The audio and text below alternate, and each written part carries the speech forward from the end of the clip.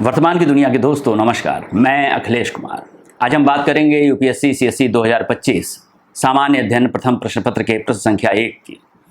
यह प्रश्न हड़प्पाकालीन वास्तुकला से संबंधित है और दरअसल यह प्रश्न कई बार अनेक अलग अलग तरीकों से यूपीएससी ने पूछा है और यह यूपीएससी का दरअसल पसंदीदा प्रश्न है, क्योंकि हर बार यूपीएससी हड़प्पा से जब सवाल उठाती है यानी सिंधु घाटी सभ्यता से सवाल उठाती है तो उसका पूरा का पूरा परिप्रेक्ष्य यही होता है। कभी वह इसे वर्तमान संदर्भ में जो विकास के या फिर नगर नियोजन की जो संरचना का संदर्भ है उसमें उसकी तुलना वह हड़प्पा सभ्यता से करने की कोशिश करती है। और हड़प्पा सभ्यता की जो नगर नियोजन संरचना है या आवासीय संरचना है या सार्वजनिक संरचनाएं हैं, वह संरचनाएं किस तरह से आज की मौजूदा व्यवस्थाओं के लिए भी, नगर नियोजन संरचनाओं के लिए भी किस तरह से एक चैलेंज के रूप में स्थापित हैं। दरअसल उसका प्रश्न इसी के इर्द गिर्द, इसी के आसपास घूमता रहता है और यह प्रश्न भी दरअसल इसी संदर्भ में है। यह प्रश्न है हड़प्पाकालीन वास्तुकला के विशेष पहलुओं की चर्चा कीजिए। इस प्रश्न के अंतर्गत स्पष्ट है कि आपको हड़प्पाकालीन नगर नियोजन व्यवस्था, आवासीय व्यवस्था और सार्वजनिक संरचनाओं का संक्षेप संदर्भ प्रस्तुत करना है। इसलिए यह प्रश्न अपने इस स्वरूप में बहुत ही आसान है कि अगर आप तत्कालीन व्यवस्था की, तत्कालीन हड़प्पाकालीन वास्तुकला की या हड़प्पाकालीन नगर नियोजन व्यवस्था की समझ रखते हैं तो आप इस प्रश्न का बेहतर तरीके से उत्तर दे सकेंगे।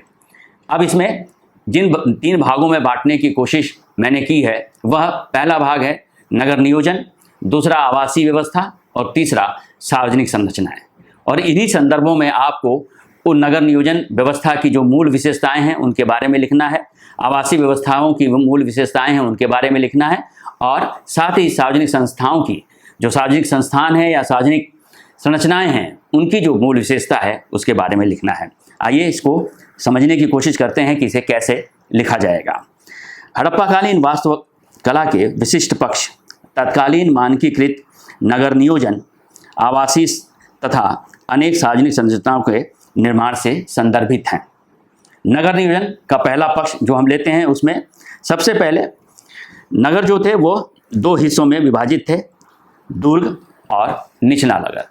और ये दोनों के दोनों जो पक्ष हैं नगर के, वह मिट्टी के ऊंचे प्लेटफॉर्म पर यानी चबूतरों पर बनाए जाते थे। इसके पीछे का तर्क यही था कि बाढ़ जैसी प्राकृतिक आपदा से बचने के लिए इन्हें मिट्टी के ऊंचे प्लेटफॉर्म पर बनाया जाता था। इसके अलावा नगरों की जो सड़कें थी और जल निकास की प्रणाली थी, यह अपने आप में बेहद ही परिष्कृत थी। अर्थात ग्रिड पैटर्न पर चलने वाली यह प्रणाली थी।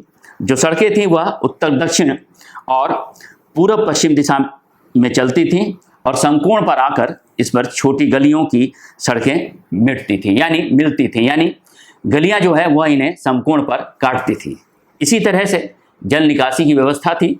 जल निकासी की व्यवस्था, प्रत्येक घर की ढकी हुई नालियां होती थी और जो बड़ी नालियों से मिलती थी।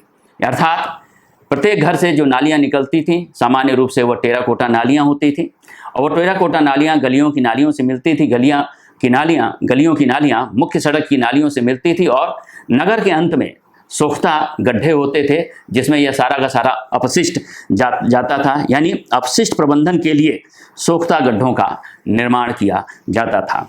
आवासीय संरचनाओं के संदर्भ में भी हमें इस पर लिखना होगा, जैसे घरों के निर्माण के संदर्भ में। अर्थात जो घर थे तत्कालीन समय के, वह पक्की और कच्ची ईंटों से निर्मित होते थे। सामान्य रूप से पक्की ईंटों से घर की नींव और कच्ची ईंटों से ऊपर का हिस्सा तैयार किया जाता था, सपाट छतें बनाई जाती थी और प्रत्येक घर का जो प्रवेश द्वार था वह गलियों में खुलता था और जो खिड़कियां थी वह मुख्य सड़क की ओर खुलती थी। अर्थात यह परिवार के या उस घर की प्राइवेसी का ध्यान रखा जाता था इसके जरिए, तथा इसके साथ साथ वातायन का भी बेहद ख्याल रखा जाता था। साथ ही प्रत्येक घर में कई कमरे, आंगन, कुआं और स्नान घर का निर्माण किया जाता था। यानी वर्तमान नज़रिए से देखा जाए तो यह एक आधुनिक घर की संरचना हमें दिखती है, जो कि हड़प्पाकालीन वास्तुकला का एक महत्वपूर्ण पक्ष है।